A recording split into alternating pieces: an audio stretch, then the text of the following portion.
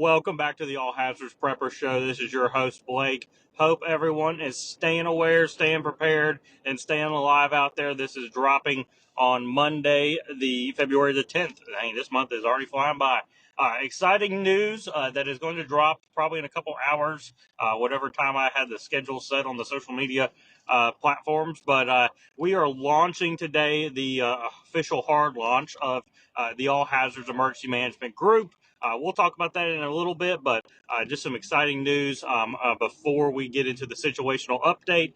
I haven't done one of these in a little while. I was going back to the show history. I was like, hey, I haven't done a situational update in a few weeks, so I need to do one of those this week, along with the exciting news that we're dropping there about the All Hazards Emergency Management Group. Again, this is all situational updates are shot from my truck with a very raw audio, so please forgive me, but that's just part of it. Let's talk about. We'll continue with our natural hazards, getting our man-made and everything else hazards, and kind of wrap up from there. So, natural side, we are still. We're supposed to be in winter. If you live in the south like we do, like I do, it is 70-some degrees today. I'm in a short sleeve shirt, but I think winter's supposed to start back again this week. So we're in those, that month of February, depending on where you live, it's either really cold or really mild or just can't make up its mind. So you have to be prepared for it all. Springtime is coming, hopefully. Depending on where you live in the U.S., springtime might be coming sooner than later, or could be coming later than sooner. But the groundhog did see his shadow, so there are going to be 6 more weeks of winter. If you are the person that believes a groundhog over a meteorologist that's trained. Anyway, that's just me. I get on the groundhog day.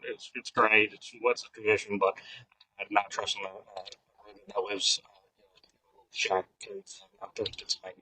Anyway, so natural side, other things that were going on last night. We should do this on Sunday, the February the 9th, but February 8th, we saw a earthquake occur in the Caribbean, which triggered multiple tsunami warnings. When, if you're not familiar with that type of seismic activity, but whenever you have an earthquake, near or in a water source, I guess it could happen in a lake too, but we don't really see that a whole lot. But in the ocean, then a tsunami warning or advisory or watch typically comes out based on. I think it's the Tsunami Warning Center that does that. Don't get me wrong. I'm not a seismologist, dude. I live in the East Coast, so we don't deal with that a whole lot. But they issue, watches and warnings based on the earthquake because if you don't know what a tsunami is, it's essentially a large wave of water that can overtake towns and cities along the coast or even farther inland, depending on the wave size and water's coming towards it. But essentially, it is water displacement from the earthquakes. Pretty crazy to see that down there in the Caribbean. You don't see that a whole lot. It's happened before, but you just don't see that a whole lot in this side of the world. You usually see that in the Pacific a whole lot. But anyway, just interesting to note there. Trying to think of other natural stuff. We're still, we're getting into that season where it is going to start getting dry, especially in early spring, definitely late spring. You start seeing dry weather. Fire watches and warnings, red flag warnings may start seeing that more often depending on where you live in the U.S. It maybe start getting dry, low humidity, a little bit of wind. Those days are the days that the National Weather Service watches out. And, they're looking, for those fire behavior or fire conditions to issue watches and warnings. But definitely, if you're going to burn, do it on a wet day and do it safely. Have a plan, have a tell you if you have a tractor or even just a shovel to make a little hole around, and that way it won't spread. Have a water source, have a plan. If you live in a state or a community that requires a burning permit, make sure you go and do that.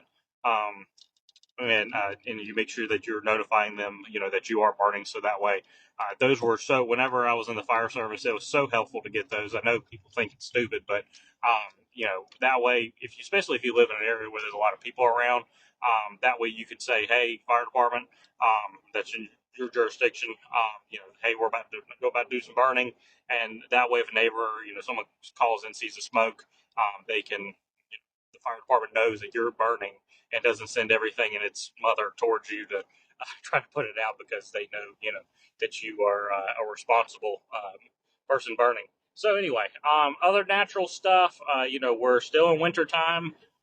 Haven't seen anything, especially for the southeast lately, on the winter weather. Of course, whenever we start getting colder, if we start getting colder, which we should, later in this month, from what I'm seeing in the southeast, northeast. I know the northeast had a little bit of snow last week, which is not uncommon for them. They get these little snow showers. But anyway, we're in that kind of in between season. It's hard to kind of talk about, but anyway, that was there. Let's move on to the man-made side. We are, again with this man-made stuff and threats. Try not to get political at all. Um, I am seeing, more protests, especially in larger cities, regarding President Trump's recent immigration policies. Whatever. That's it's not a political thing here. It's just reminder of protest safety. If you're going to participate in it, definitely be safe. Definitely, doing it lawfully, doing it and having the permits that are required if it is. If you see something, say something. But if you're living in one of these communities and not participating, avoiding the area is definitely good. Some of these protests tend to, get large. They tend to try to, move into roads and stuff and try to close roads. So definitely staying around that, knowing detours. And again, if you're in your community, this goes across the board. If you see something suspicious, just a little hair on your back just gets up, and you just that doesn't look right. Say something to local authorities. Call 911. Get local authorities looking at what might have happened or what is happening.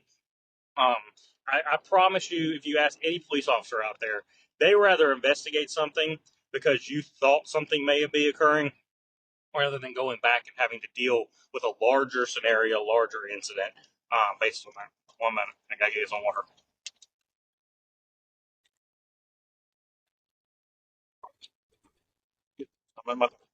Anyway, so that's there. We gotta be active and be vigilant when it comes to these types of these types of threats that are out there. Other things that I'm seeing going on. If you listen to last week's episode with Chris Rollins, he's the emergency expert. That show has just taken off. We've got, I don't even know, I was up to 60 some likes, which doesn't sound, or no, likes, listens. It doesn't sound a whole lot, but for me it is. I'm so proud of my fan base and my listener platforms there. But he always does well on the show. But talking about the cyber security, really that just starts here at home, and it starts with you. Changing your passwords, running, some sort of antivirus, anti-malware, like Norton, actually, I think it's called. I know if you have a Mac or if you're an Apple user, I used Sophos before. All three are relatively inexpensive products that can protect your PC or your computer, whatever your product is. Changing your passwords to bank accounts, frequently viewing bank accounts to make sure that you don't have fraudulent charges on there. If you're using an online site, making sure that you're doing it safely, not saving the password to the browser, things of that nature. Again, trying to get someone on, struggling again with that can talk about cybersecurity, but that's there as well. So, anyway, that's kind of my situational update. Sorry, that was a little all over the place, but that's just kind of how that worked. Anyway, today we are launching the All Hazards Emergency Management Group in LLC, to be exact. So, anyway, if you are been following us for a little while, I've hinted for several months the launch of this and kind of like a family preparedness plan. Well, that's launching today.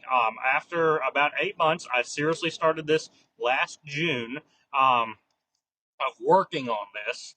I really it started with me developing a household emergency plan because I was newly married and I was looking on all these different sites, on government sites, on prepper sites and stuff, and no one had just what I thought as an emergency manager and as a prepper as a solid household emergency operations plan. All the information I wanted in there that was detailed. There's a lot of plans out there. FEMA has some great stuff. Red Cross, all those places. I've seen individual preppers come out with plans, but they just weren't as detailed as what I like. I like my plans to be pretty, as long as it's not a larger, organizational plan, which I develop quite frequently for things people I've worked for. But I wanted this to be a little bit more of a tactical type plan, is what we call it, emergency management.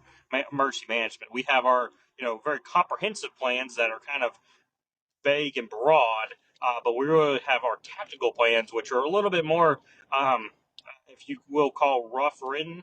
They're a little bit more like a checklist or something like that.